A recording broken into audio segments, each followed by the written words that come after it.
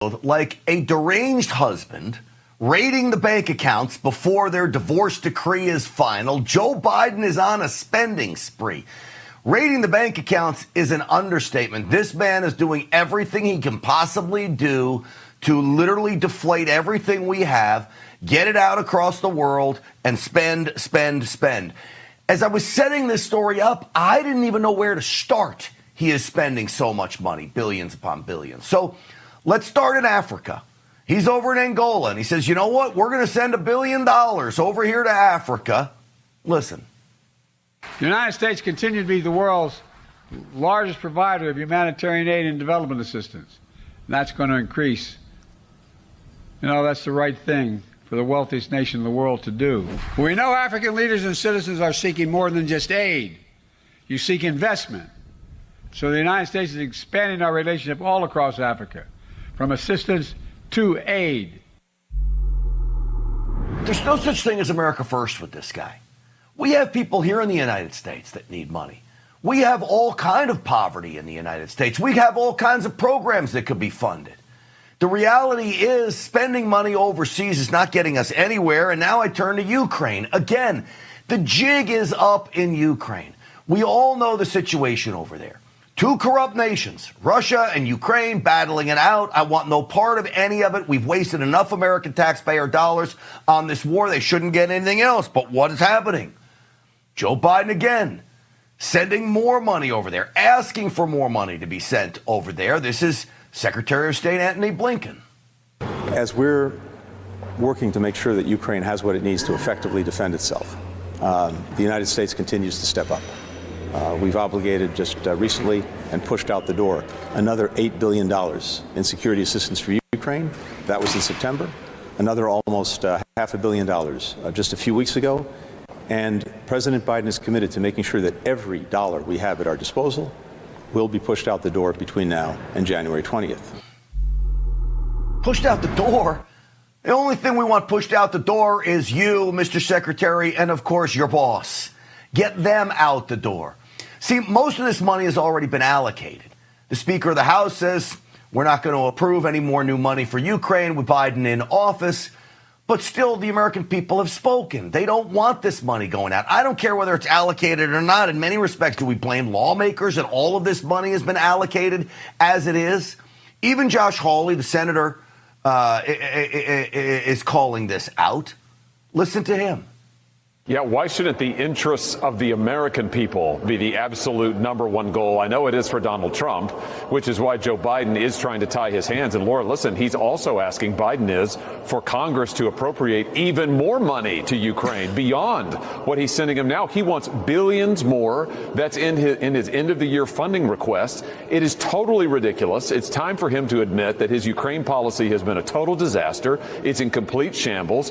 And I tell you, Donald Trump cannot get to office fast enough. We need him now to bring peace to the region and to make sure America's interests are put first. Sounds reasonable to me, because the bottom line is, again, we have Americans suffering. You know, these storms that moved through a few months ago in North Carolina, you know, you still have people living in tents, literally living in tents. Where are the FEMA trailers? Where's the federal government? You have volunteers that says we haven't seen anyone from the federal government at all as people are still trying to recover from this storm. You know, we love real American voices on this program, and I saw this on Twitter this morning, and I said, you know what? I'm going to play it for all of you. Because you are just pissing away money. You're pissing away money to foreign countries. You're pissing away money to illegal immigrants. You're giving them shelter. But you can't even give it to the poor American people who are in desperate need. You want to keep saying that you're for the people? Let's see it then. Step up. No, they're not going to step up, not with Joe Biden at the helm, but help is on the way. President Trump will be here soon enough, but I don't know if they can make it through 7 weeks when we look at what's going on in North Carolina. And so while Americans suffer, then I'm learning, thanks to our friends over at Steve Bannon's War Room, and Natalie Winters, that Biden plans on just forgiving a whole bunch of loans to Ukraine. Just wipe them out. No need to pay us back. Listen to this. Well, look, today the Biden regime was forced, after a series of reports sort of unearthed what they've been trying to do, but they are now working overtime behind the scenes to forgive the loans that the United States gave to Ukraine, particularly those coming from the 2024 Ukraine Security Supplemental Appropriations Act. Listen to me. You're going to forgive loans? Where do you get off? We need the money. We're broke, busted, okay?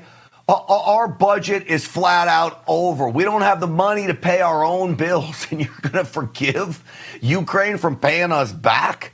Again, I get back to the storm victims of the United States who so desperately need our help, not to mention veterans who are homeless, not to mention people who are drug addicted that could use our help. Not that we got to be spending tons of government money on these things, but I'd rather spend it here than over there. Listen to these people who are still in desperate need of help that suffered from these storms. What do you need? Just people to come check on us. This is how hundreds of people are still living in Western North Carolina, in campers and in tents amid bitterly cold temperatures. Shauna Levine's family with 7 children has been staying in this shelter, a former Gold's Gym, for 2 months. How do you think your kids are doing? They're struggling, but they're managing it well. Definitely has affected them. All right, so those people are suffering, no doubt about it. It gets worse. Then I see this from Project Veritas, a report they went undercover, and they get some EPA special advisor who's literally saying the Environmental Protection Agency is pushing out money out the door, to use Antony Blinken's phrase, at a record pace. All they want to do is spend the money before Trump gets in office. Your money, folks. Listen to this. It truly feels like we're on the Titanic and we're throwing like gold bars off the hatch. Does it really? Yeah. You gotta feel weird. It's weird. I mean, it's not good vibes. It's not good. I mean, everyone's very sad. It feels like throwing gold bars off the Titanic. Hey, it's a great analogy because the United States is the Titanic. Now, President Trump is the rescue boat, okay? And we don't have gold bars to be throwing off anything. Yet we are. How do we stop this? Can we stop this? I'm not sure there is a way. But we can turn things around once President Trump gets back into office, new Congress takes over, new Senate takes over, we're in control. Will we get anywhere? Should we be hopeful?